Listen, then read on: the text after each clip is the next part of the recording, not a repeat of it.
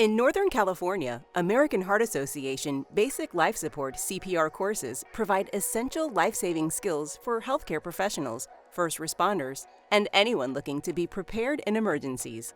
These courses teach participants how to recognize life-threatening situations, perform high-quality CPR, use an automated external defibrillator, and apply effective rescue breathing techniques.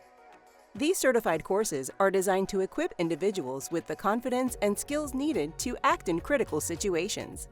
The training covers items such as adult, child, and infant CPR techniques, relief of choking in a responsive or unresponsive victim, and team-based resuscitation efforts in a clinical setting. Safety Training Seminars offers daily BLS CPR certification classes at multiple locations for convenience.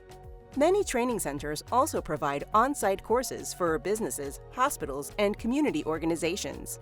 Visit safetytrainingseminars.com for more information or to register.